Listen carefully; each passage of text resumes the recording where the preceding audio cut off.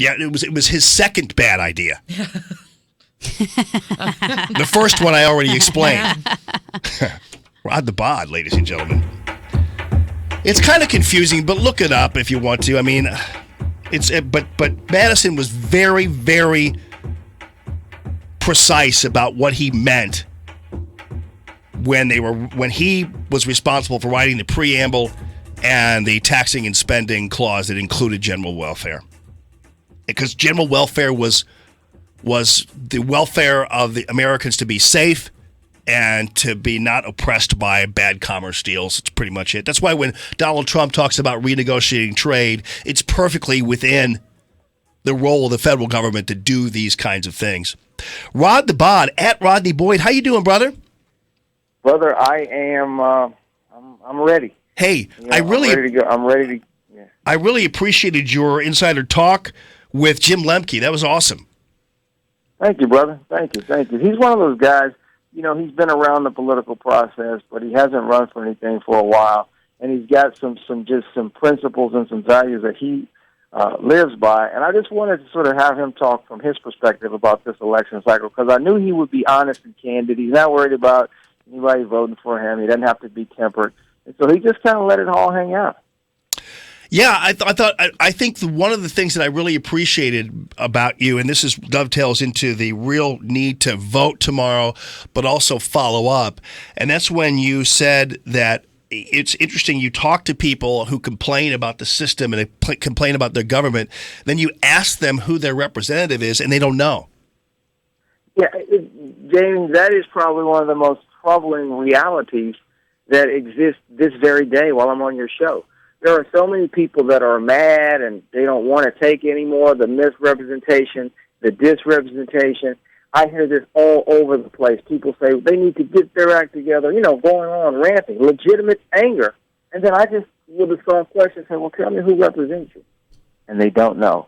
And then they kind of have an awakening moment where the scales fall off their eyes and they go, maybe I ought to look into that, and I'll do it.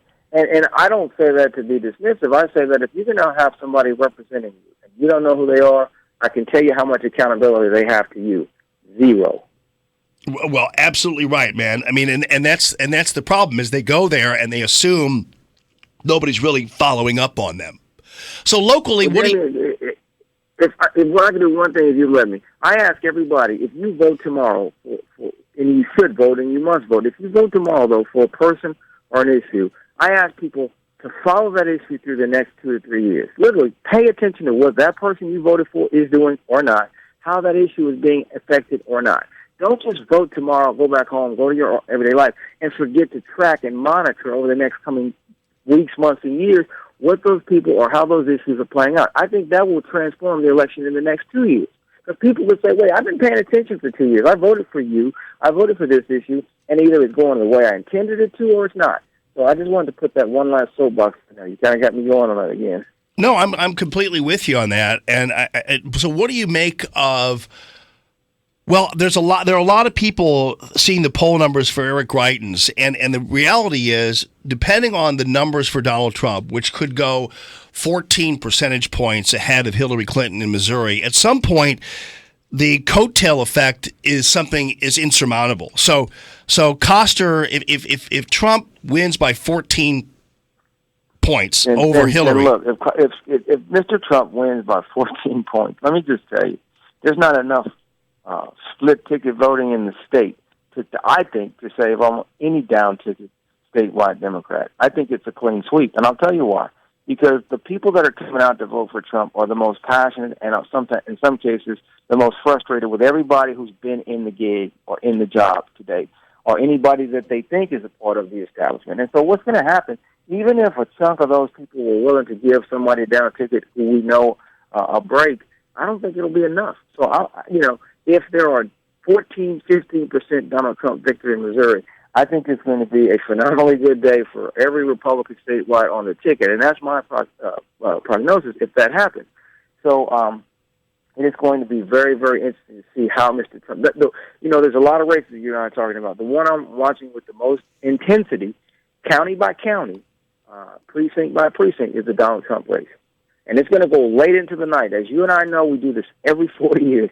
these urban votes come in 9, 10, 11, 12 o'clock, so we don't know what's happening fully in the city and in the county and in some parts of Jackson County and some parts of Springfield until late. But I'm going to be watching every precinct, as you will be doing as well. Then we're going to be covering this live tomorrow, all night until it's done. And if it ain't done, we'll be covering it all morning. But the point is, let's see how Mr. Trump does. The polling is showing him anywhere from 9 to, as you said, 15. If he's on that 15-end spectrum, even on the 9-end spectrum, the coattails are enormous. And it's not the type of coattails because he's a known commodity. That just means that the Missourians that literally have said, I don't want anything to do with the Hillary Clinton campaign, outweigh everybody else who shows up. And then a lot of those people, I don't think all those people abandon the down ticket. So I think it'd be a good day. Coattails is the word I think that you mentioned for down ticket Republicans. And that definitely includes Eric Greitens. Yeah, I'm listening also. I hear these ads that Jason Kander puts out there. And I appreciate his military service, but the guy acts like, he's some kind of independent voice. The guy's a co-chair of Hillary Clinton's campaign, and he's a lib, and he's a big spender, and he's a big taxer, and there's nothing that indicates to me. And while he talks about his, war record and everything else, and I appreciate that, the reality, he's just another liberal Democrat as far as I'm concerned.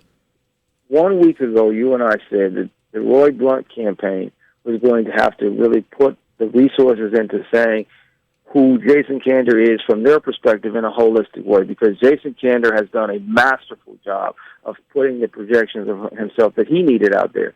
He talks primarily about his war service, primarily about his service to the country, and that is a compelling message to anybody with 2 ears.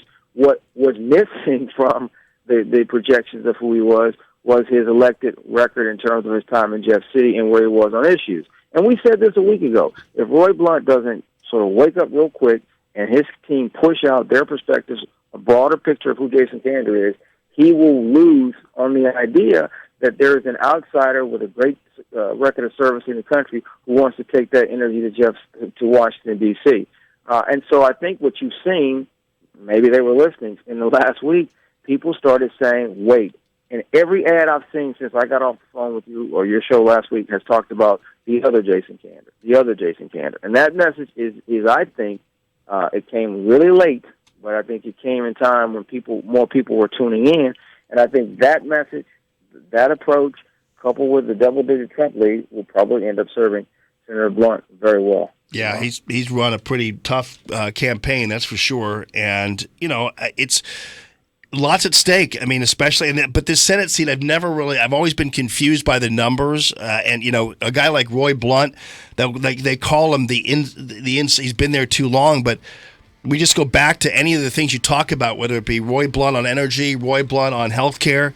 Had we listened to him early on, we wouldn't have had Obamacare, and we wouldn't be killing off coal. And so we need him there, and Trump will need him if he's president of the United States.